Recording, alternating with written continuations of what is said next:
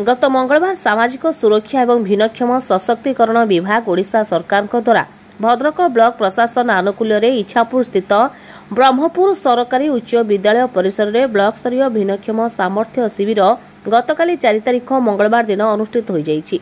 एही शिविर में 21 प्रकार भिन्नक्षम को पंजीकरण करा जाइथिला। मोट 362 जन भिन्नक्षम यूडीआईडी सर्टिफिकेट पाइबा पाई पंजीकृत करथिले। भद्रक मुख्य चिकित्सालय अभिज्ञ डाक्तर मानक द्वारा भिन्नक्षम मानकु परीक्षा एवं निरीक्षा करा जाइथिला।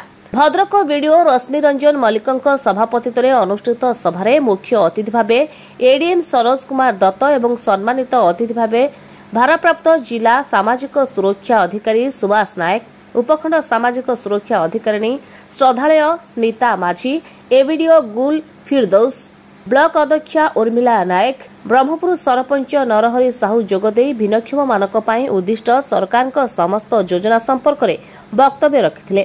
भारप्राप्त ब्लॉक सामाजिक सुरक्षा अधिकारी विश्वमोहन मल्लिक शिविर परिचालना करथिबा बेले ब्लॉक कर्मचारी, भद्रक मेडिकल कर्मचारी, बीआरपीओ, आईभी, पंचायत कार्यनिर्वाही अधिकारी, राजनैतिक व्यक्तिविशेष शिविर में उपस्थित थिले।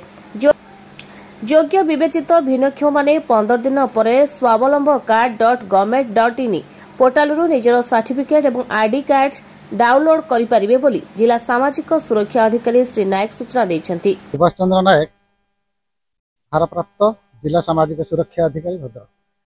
आज भद्रक ब्लॉक रो ब्रह्मपुर हाई स्कूल रे जो बीबीएस कैंप आयोजन करा जायछि एतर मुख्य उद्देश्य होउछि जो माने भद्रक जाई पारु नाहंती सर्टिफिकेट करिया पाई से माने ग्राम पंचायत लेवल रे कैंप करा होउछि। से माने एठी आसिले डाक्टर को देखि कि तमान सर्टिफिकेट करिया पाटा यार उद्देश्य होउछि। से आज वर्तमान सुधा हमर लोकोमोटर डिसेबिलिटी 120 जनकर रजिस्ट्रेशन हेछि, विजुअल इम्पेयर 53 जनकर रजिस्ट्रेशन हेछि, हियरिंग इम्पेयर 53 जनकर रजिस्ट्रेशन हेछि, एमआरसीपी 69 जनकर रजिस्ट्रेशन हेछि एवं 12 वर्ष भितर जो छोट पिला से 16 जन रजिस्ट्रेशन हेछि। वर्तमान सुधा 341 जनकर पंजीकरण हेछि। प्रशासन तरफ ब्लॉक प्रशासन वीडियो तरफ एवं एठी साधारणतः सरपंच भी अछंती से माने प्रत्येक पंचायत सचेतन करा जायछि जे आज एटार कार्यक्रम होउछि जो बीबीएस कैंप आयोजन करा जाउछि। तेणु सकाळ 8 टारू एठी पंजीकरण आरंभ हेछि।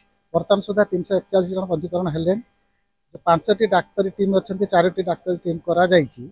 सेमानकर डाक्तरी परीक्षा करूछंती एवं आमे भाबुछु 15 दिन भितर समस्ते जो जहाँ पंजीकरण कराई 15 दिन भितर सर्टिफिकेट पाई ना से दृष्टि आपण मैंने निश्चिंत रहिबे जे कौनसी प्रकार इलीगल सर्टिफिकेट से डाक्तर माने कौनसी अन्य मानक द्वारा प्रभावित होइकी कौनसी इलीगल माने सर्टिफिकेट इश्यू करिवार संभावना नाही।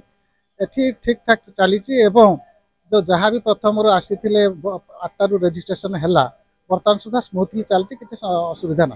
भद्रक जिलार शुभ्रजित पाल रिपोर्ट, ओडिशा 24 खबर।